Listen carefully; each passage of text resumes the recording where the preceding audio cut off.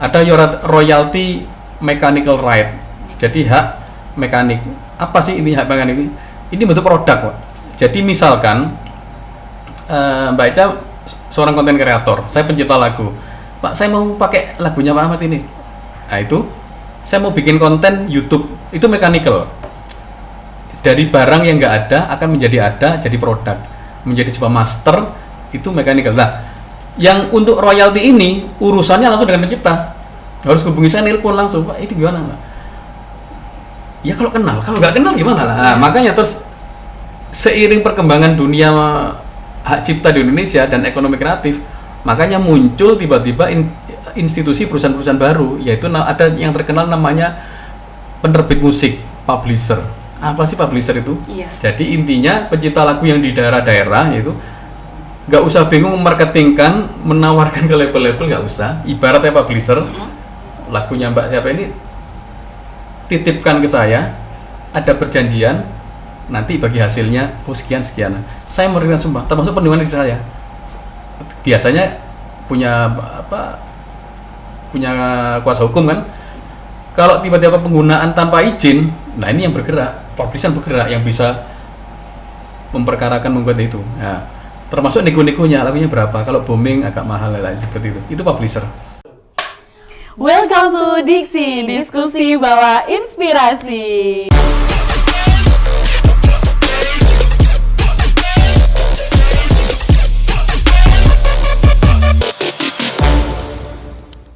Terus kita masih menyerempet Bapak sama bahasan kita terkait yang kafe-kafe tadi. Jadi kan terkait kafe juga ada beberapa kafe memang ada yang menampilkan live music Pak. Jadi ada orang lain kayak membawakan lagu orang seperti itu Pak. Nah kalau dalam sistem yang seperti itu apakah dikenai royalti Pak? Karena kan itu yang mungkin lebih dekat di masyarakat ya Pak ya. Ketika kita ngover lagu terus ternyata itu diadakan di ruang publik yang kafe gitu. Nah itu kalau gitu mekanismenya gimana Pak? Apa misal saya ngover ini tetap bayar royalti atau bagaimana Pak? Kalau penyanyi di kafe kan sudah saya sampaikan tadi, tanggung jawab pembayaran royalti bukan kepada penyanyinya, bukan pada grup musiknya, tapi kepada pemilik kafe. Dan itu harus dibedakan dengan konser. Jadi beda ya. Kalau di kafe kan hanya ini hanya pelengkap istilahnya. Musik itu pelengkap. Karena kafe kan tempat nongkrong, tempat ini pelengkap. Itu ada tarifnya sendiri. Jadi ada aturannya, yaitu ngitung per kursi sama per luasnya itu. Dan itu tidak menghitung lagunya siapa, enggak. Jadi flat aja. Jadi flat. Makanya dibedakan konser dengan ini kan. Kemarin ada perbedaan pendapat antara teman-teman yang mana di aksi asosiasi komposer seluruh Indonesia itu sama vibrasi musik Indonesia itu, yaitu mengenai agar royalti konser itu dipisahkan dari performing right, jadi sendiri. Jadi kenapa konser biar langsung? Kenapa kok gitu? Konser kan direncanakan. Misalnya konser di sebuah kampus itu, lagunya yang dipakai lagu A, B, C, D, E. Ya berarti itu. Kalau yang di kafe kan nggak begitu. Kalau gitu kan spontanitas aja. Misalkan ada yang request lagu apa, ya nggak bisa terus request lagu itu dicatat terus ya nggak bisa seperti itu. Nah itu seperti itu, dan itu flat aja secara umum. Jadi tinggal bayar per tahun kan, royalti performanya kan per tahun itu bayarnya. Lah per tahun nanti jatuhnya berapa itu, seperti itu. Jadi nggak yang kayak kolektif kita ngitung, misalnya saya penyanyinya di kafe nih Pak, saya bawain 10 lagu, ngitungnya ternyata nggak dari sana ya? Tidak, jadi tidak per lagu, tidak berapa item lagu, terus di total judulnya berapa, enggak seperti itu. Tidak seperti itu. Dan untuk ukuran saya nggak berat sebetulnya, biasa aja. Maksudnya nggak terlalu memberatkan. Untuk makanya si pelakunya itu. Makanya terus kan diatur lagi. Kenapa kemarin Pak Menteri mempertemukan stakeholdernya semua itu, antara usernya dan sebagainya itu, biar ada kesamaan. Terutama yang banyak dievaluasi kan dari hotel. Kenapa? Karena hotel punya komunitas kuat kan, ada PHRI. Nah itu dievaluasi betul. Karena hotel kan sempat dikenakan per kamar, ya mereka keberatan. Iya sempat dengar sih Pak itu. Masalahnya apa? Kan nggak bisa satu faktor itu jumlah kamar. Iya. Tapi faktor okupansinya gimana terus? Kalau kamarnya 100, kosongnya 60 terus gimana? Ya, hanya 40. Iya sih. Masa kita harus suruh bayar 100? Ya itu. Tapi dicari titik jalan tengahnya gimana sih? Nah, akhirnya ketemu. Termasuk radio. Radio masa bisa ngitung lagunya si yang A komputer, ya nggak bisa. Kan dia dihitung harus flat aja. Yes. Makanya ada istilah yang pembagian ada istilah loksit dan sebagainya itu yang dievaluasi. Sebetulnya kalau yang dunia karaoke sempat ada wacana bagus waktu itu. Kalau karaoke ya itu per klik, kan ada per klik, misalnya per satu klik berapa, 1.000 lah misalnya. Jadi tinggal ngeklik aja. Jadi kalau ada 10 klik kalau berarti 10.000. Ya, seperti itu. Jadi hitung itu. Tapi itu pun belum mencapai satu kata untuk itu. Kan sekarang ini sudah eranya computerized ya. Jadi paling enggak semua itu harus bisa terukur lah dengan itu. Oke Bapak, jadi memang itu sih Pak ya, yang menurut saya nih sebagai orang awam, masih awam nih terkait hal ini tuh memang saya mikirnya banyak kalau teman-teman saya mungkin nyanyi di kafe gitu ya Pak, dia itu jadi takut Pak, bawainnya satu lagu aja ya gitu, takut kena, ternyata memang bukan dihitungnya dari satu lagu dan beberapa lagu yang dibawakan, tapi emang flat ya Pak ya, per tahun. Dan yang membayarkan juga bukan si penyanyinya, tapi si pelaku usahanya, pemilik kafenya ya. Jadi, ini untuk mempertegas bisa baca ya, mempertegas definisinya ya. Mengenai layanan publik. Layanan publik yang bersifat komersial itu layanan atau pemanfaatan lagu dan atau musik yang dapat diakses publik dengan tujuan mendapatkan keuntungan ekonomi. Jadi jelas itu. Jadi nggak setiap tempat terbuka terus nggak bisa seperti itu. Oke, jadi mungkin netizen udah mulai tercerahkan nih Pak. Jadi memang mungkin dulu anak-anak yang ngomongin ini ikut memperbincangkan itu memang belum tahu Pak. Jadi di sini netizen akhirnya dengan kedatangan Pak Rahmat mungkin sudah seperti ini ternyata ya terkait royalti musik dan sebagainya itu. Oke Bapak, lalu pertanyaan selanjutnya ya mungkin Bapak ya, kita agak move sedikit terkait tantangan utama nih Pak. Tantangan utama dalam penerapan sistem royalti musik di ruang publik nih dalam Indonesia sekarang Pak. Iya, tantangannya. Tantangan ini saya bicara ya. Saya bicara sebagai lawyer ya, yang sering menangani perkara-perkara hak cipta. Saya pernah di pihak pencipta lagu, pernah di pihak produser, pernah di pihak label, pernah semua, alhamdulillah pernah semua. Nah, dan saya pernah jadi tim legalnya dari salah satu LMK, nggak perlu saya sebut ya, LMK pernah. Dan sampai hari ini saya masih jadi legal officernya publisher musik, terus label rekaman, bahkan manajemen artis juga itu. Jadi intinya gini mengenai kendalanya itu. Satu ya sama dengan teori hukumnya lah. Banyak regulasi yang masih harus diperjelas lagi itu. Karena apa? Regulasi yang tidak jelas ini nanti berdampak ke penegakan hukumnya. Hukumnya seperti apa sih? Nah, penegakan hukum ini juga banyak masalah karena dari faktor penegak hukumnya sendiri itu yang pernah terjadi ya, tahu-tahu main pidana.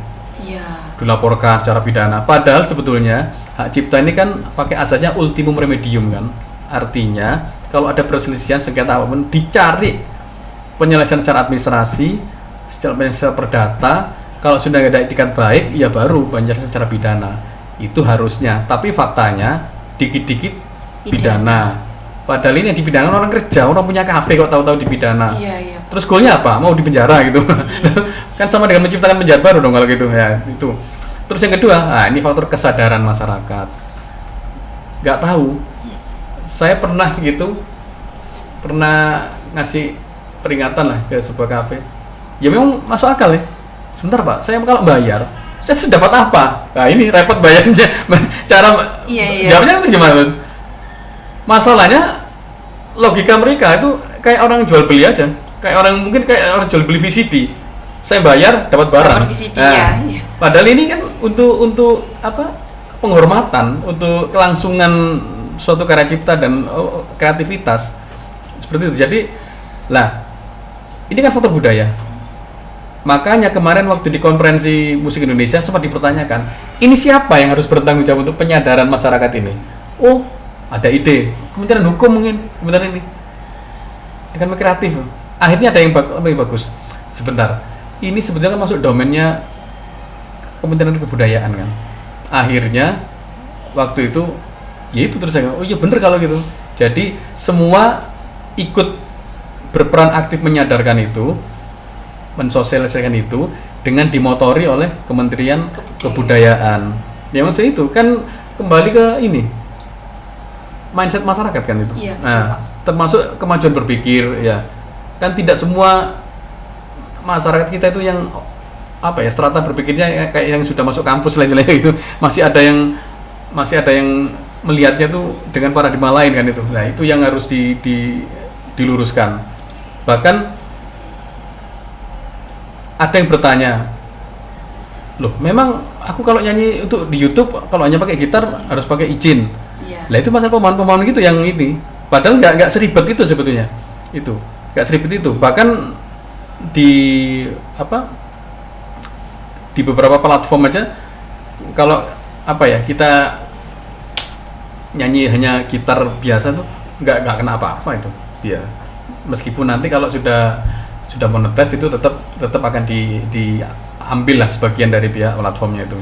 Oh, baik Pak. Jadi tantangannya lebih ke menyamakan persepsi terlebih dahulu ya Pak ya atas semua penyadaran masyarakat itu yang. Iya, benar sih Bapak. Karena memang mungkin saya saja sih ya Pak, saya sendiri saja sebelum bertemu Bapak ini banyak sekali pertanyaan nih di benak saya kayak belum terluruskan. Tapi ketika sudah bertemu dengan Bapak Rahmat, mungkin netizen di rumah sana juga udah mulai tercerahkan Pak, persepsi kita udah satu lah ya. Semoga nanti banyak yang nonton juga, akhirnya banyak masyarakat juga yang tersadarkan ya Pak, kita menyamakan persepsi.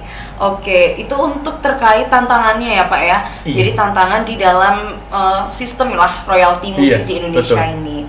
Lalu kalau misalnya kita ngomongin tantangan tadi, itu tantangan menurut Bapak ya. Kalau misalnya kita melihat dari sisi si pelaku usaha Pak, sebagai misal saya pemilik kafe ya Pak ya. Nah, kesadaran apa sih Pak yang perlu saya sadarkan banget nih, atau enggak pesen Bapak lah kepada pelaku usaha atau yang pelaku usaha yang memiliki kafe atau yang sebagainya itu terkait ini Pak, terkait royalti musik. Iya. Saran saya itu diikuti aja. Bagaimana kalau merasa berat dibicarakan, karena dari pihak LMKN atau pihak LMK itu sangat bisa lah. Kenapa ini? Ini kan ranah perdata sebetulnya. Jadi jangan ketakutan terus tiba-tiba kayak, aduh kalau nggak gini diperkarakan. Enggak seperti itu. Enggak seperti itu. Itu sering saya bahkan di kota tempat saya itu sering sadarkan gitu. Kenapa? Ya memang aturannya begitu. Jadi intinya kan semoga terbentuk kerjasama. Jadi bukan kayak apa ya? Kamu harus bayar. Kalau nggak bayar kamu perkarakan. Enggak seperti itu. Ini jangankan cuma royalti, pajak aja bisa dibicarakan kok. Pak, saya ada tagihan pajak, gimana kalau bisa saya angsur? Oh boleh, yang penting ada itikatnya. Itu pajak loh. Nah, pajak. Apalagi ini, artinya kan ini berbagi untuk kemajuan bersama agar kreativitas ekonomi kreatif terus tumbuh dengan tidak membebani. Tapi kan tetap jadi cost. Ya iyalah, dari cost. Tapi kan dampaknya kan akan ngikuti, bisa dibayangkan kalau sebuah kafe terus tanpa musik, terus gimana? Kurang Pak. Tanpa musik, makanya terus kemarin ada berita-berita lucu, saya isi dengan kicau burung aja, ya akhirnya terus ada yang lebih nyeleneh lagi, kalau gitu dengan murotal Quran aja gimana sih? Kok ini intinya kan bukan untuk ibadah, tapi kayak tiba-tiba kayak orang bahasa kemarahan aja. Itu yang harus edukasi masyarakat harus ke sana itu. Bahwa dipahami musik itu sedikit banyak kan adalah wujud lain dari budaya kan. Nah, budaya itu yang harus dikembangkan kan terkait dengan masalah ekonomi kreatif, dan ekonomi kreatif punya potensi nilai ekonomi. Nah, itu yang harus ditekankan gitu. Iya, balik lagi juga ke tadi Pak ya, berarti memang royalti ini bukan upah, namun penghargaan. Gitu. Sebenarnya mirip gini. Kenapa sih kok ada istilah upah honor? Iya. Kak contoh jangan jauh-jauh lah. Ini misalkan berceramah agama dikasih honor. Kenapa kok honor kok bukan upah? Kalau upah jelas diperjanjikan. Upah diperjanjikan, kamu kerja ini karyawan kerja gajinya misalkan sekian. Kalau nggak dibayar ya pengusaha yang salah kan itu. Kalau honor kan penghormatan. Oh, Bapak ini sudah menyisihkan waktunya, menyisihkan ini dengan ya dikasihlah penghormatan itu. Nah, itu seperti makanya kayak tidak semua contoh yang orang yang intelektual kan mengisi acara kan dikasih honor. Iya. Kenapa kok nggak di amplopnya ditulis upah? Kan ya kayak apa nanti kesan itu. Iya. Nah, termasuk ini royalti. Royalti kan apa? Boleh dibilang penghormatan. Penghormatan bagi dari masyarakat agar para musisi, seniman dan sebagainya ini bisa terus terpacu untuk berkreasi lagi gitu. Oke. Jadi benar-benar paham banget ya Bapak. Setelah kita bertemu dan berbincang di beberapa menit ini, ternyata memang itu ya benar-benar harus menerapkan satu persepsi dulu sih Pak. Ternyata memang royalti itu bentuknya memang penghargaan, bukan yang diwajibkan, tapi itu memang penghargaan untuk si pencipta musik iya. Seperti itu. Oke. Mungkin ini last question Bapak, tapi sebelum kita last question, jadi terkait apa sih menurut Bapak juga apa yang harus dilakukan pemerintah ataupun ahli hukum? Ini pasti ada nyerempet sama yang tadi sih Pak. Pasti, karena undang-undangnya. Iya, agar masyarakat ini sadar Pak, seperti itu terhadap sistem royalti ini. Gini, royalti itu karena sudah jadi produk hukum ya, otomatis sesuatu yang harus dilaksanakan. Tetapi harus dipahami sifat dari hukum yang terkait undang-undang hak cipta ini, yang terkait ekonomi kreatif, itu asasnya kan ultimum remedium. Jadi dilaksanakan dengan asas ultimum remedium. Bagaimana kalau terjadi mentok ada perbedaan itu diselesaikan. Kalau merasa keberatan disampaikan aja. Toh nanti ada penyelesaian cara perdatanya. Kalau ada yang nggak pas, ternyata kelewatan salah, diselesaikan secara administrasinya. Tuh, tapi kan ada sanksi pidananya. Lah, nggak semudah itu ngomong pidana. Makanya kalau kita ngutip dikit, ini kebetulan saya nangani kasus pidana hak cipta. Di persidangan saya buktikan kan pidana ada dua, ada menu dua, actus reus mens rea. Mens reanya lo nggak ada. Dia bener-bener nggak tahu dan bener-bener dan dia itikat baik mau bayar. Tapi si penciptanya minta dengan royalti yang menentukan satu sepihak yang itu besar sekali. Berarti kan pemerasan dong kalau gitu. Ya, Pak. Ini tiket baru mau bayar dengan kepantasan. Dengan kepantasan kan di undang-undangnya kan harus dengan berasas kewajaran. Nah, keadilan dan kewajaran. Ya, berarti kira-kiranya itu. Ini harus diluruskan. Berarti kan asas ultimum remediumnya dia nggak paham. Yang penting sarannya kan ada kesepakatan. Jadi gini loh goalnya hak cipta itu. Gimana antara pemegang hak cipta dengan user ini terjalin kerjasama, saling mendukung, saling memberikan kontribusi, bukan bayar dengan penuh sakit hati. Sudah aku bayar, aku nggak bakalan pakai itu lagi. Nah, itu nggak berarti goalnya bukan itu dong kalau itu. Nah, bukan itu. Terbentuk kerjasama itu dan kontribusi berkelanjutan. Dengan harapan dari kelanjutan itu kan saling simbiosis mutualisme lah itu. Nah, seperti itu. Terus sanksi pidana itu hanyalah upaya terakhir. Makanya dalam undang-undang hak cipta pelanggaran ada dua, pembajakan sama non pembajakan. Kalau non pembajakan jelas, kalau mengadu ke konsep hukum pidana itu kan ada ini masuk kejahatan, karena definisi pembajakan itu adalah adanya penggandaan ilegal dan pendistribusian ilegal. Tapi kalau ini kan enggak, contohnya pakai lagu tanpa izin, ternyata ditegur, sudah aku sadar bayar itu, kan bukan bajakan. Terus performer tadi itu belum bayar, dibicarakan. Yang penting gini, ada komunikasi. Makanya kita berharap LMKN nanti dengan paradigma baru ini bisa lebih menggandeng Pemprov, Pemkot, Pemkap yang sosialisasi itu agar apa? Jadi pemahaman dulu, jangan suruh bayar dulu, pemahaman dulu. Kan sebenarnya pengusaha itu simpel kok. Saya pernah di pihak pengelola sebuah kafe tertentu, simple. Kalau emang kocek dibayar ya dibayar, kalau pajak dibayar dipajak. Jadi bukan kalau bisa nggak bayar untuk profit oriented, enggak begitu. Pengusaha nggak begitu. Yang penting dia bayar aman. Jangan sampai saya bayar, tiba-tiba ada tagihan lagi. Oh ini belum termasuk itu. Jadi harus clear.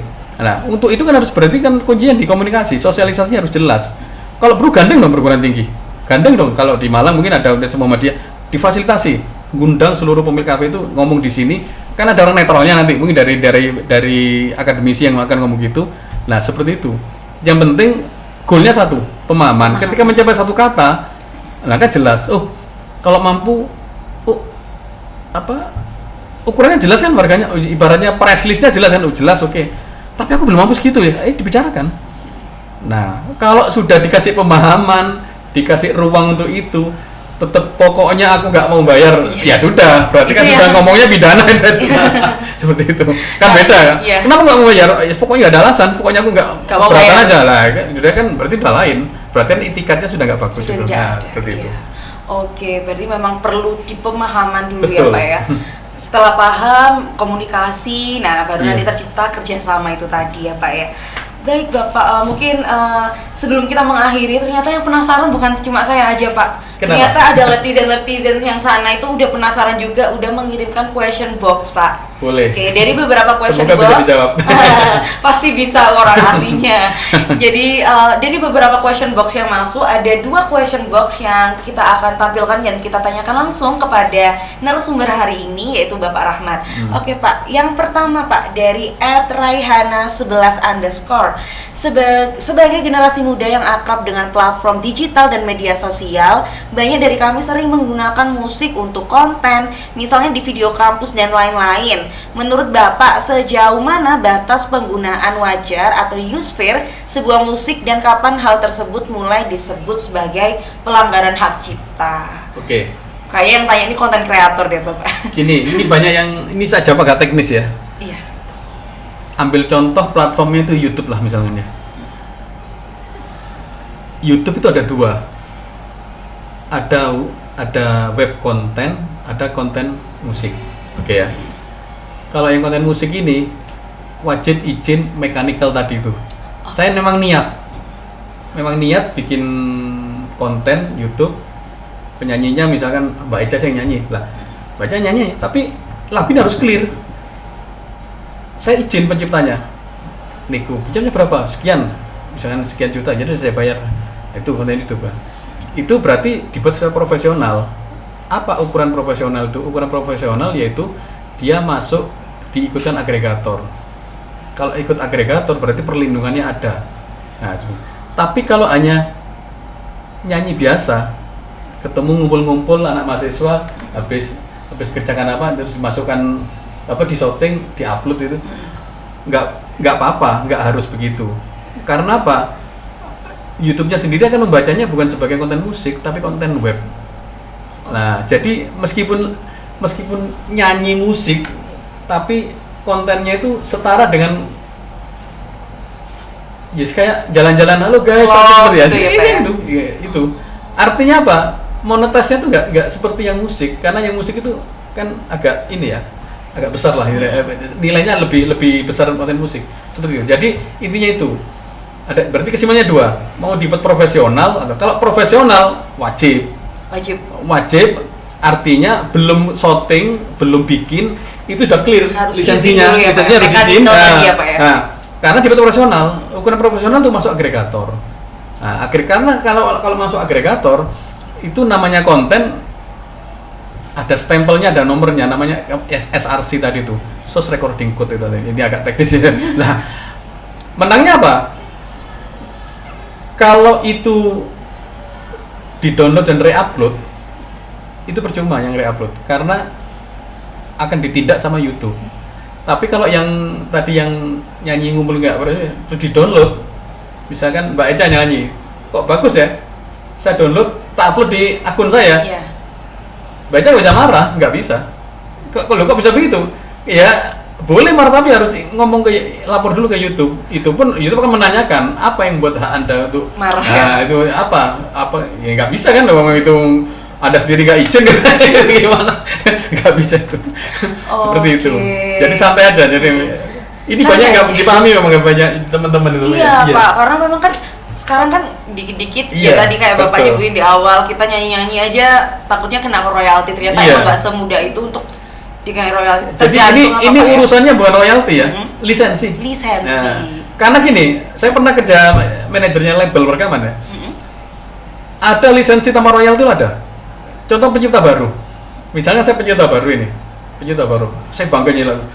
Saya ngomong ke produser, pakai aja lagu ini. Pokoknya aku izinkan, tapi satu kali aja ya. Yang duanya baru ada royaltinya. Gitu, ada gitu. Tapi satu syaratnya, kalau lagu itu di upload, nama pencipta ditulis yang besar loh ya. Rahmat itu harus yang besar loh ya, biar orang-orang tahu, biar teman-teman saya tahu ya itu. Oke, seperti itu ada, memang itu. Makanya ada istilah, apakah royalti itu mesti ada lisensi? Lisensi mesti ada royalti? Nggak tentu ya Pak. Belum tentu. Belum tentu. Nah, tapi lagu yang booming besar, ada yang satu lagu sampai 30 juta, ada satu lagu. Pemakaian lagu untuk satu konten loh ya, ada. Ada yang murah 10 juta tapi harus paketan 10 lagu, ada. Sebuah artis terkenal, sudah pencipta lagu terkenal juga saya sebut ya, ada yang begitu. Itu boleh, ya itu namanya royalti mechanical, bukan performing. Iya. Ya itu. Karena kita harus izin dulu tadi Iya, ya Pak ya. mechanical. Nah, tadi yang dibahas kan performing, ini Iya, mechanical itu bahasannya itu ya. Oke, baik, mungkin untuk Raihana underscore itu ya jawabannya. Saya rasa cukup jelas, dia udah punya gambaran lah Bapak ya, udah tercerahkan. Oke, untuk pertanyaan yang kedua Bapak, netizen yang penasaran nih, ada @nadira_albania. Menurut Bapak, apa langkah yang paling efektif dilakukan seorang mahasiswa hukum untuk ikut mendorong kesadaran publik soal kepentingan membayar royalti musik? Apa melalui edukasi, advokasi, atau hal lain Bapak? Jadi ini pesan ke mahasiswa Pak untuk ikut menyadarkan lah terkait royalti musik gitu. Ini bagus ini. Ini bisa gabung dengan saya nanti. Oke, untuk Mbak Nadira Albania ya. Bisa menghubungi Pak Eca nanti. Itu saran saya ya, ini aja ikut program edukasi. Kebetulan saya dulu kan tim legalnya LMK kan. Iya. Berapa kali ngadakan apa itu edukasi bekerjasama dengan dinas pariwisata dan ekonomi kreatif, mengumpulkan. Jadi kayak contohnya di sebuah kota itu kita data pemilik karaoke-nya berapa, kafenya berapa, kita kumpulkan. Nah, di situ datangkan dari pihak Polda Jatim, misalnya, terus datangkan dari otomatis sudah LMK-nya datang terus perwakilan pencipta lagu. Jadi biar tahu sendiri seperti itu dulu biasanya. Edukasi, jadi penjelasan apa itu royalti, kenapa kok harus bayar royalti, terus urgensinya apa sih sebenarnya. Nah, terus dapat apa setelah bayar royalti itu, biar mereka paham.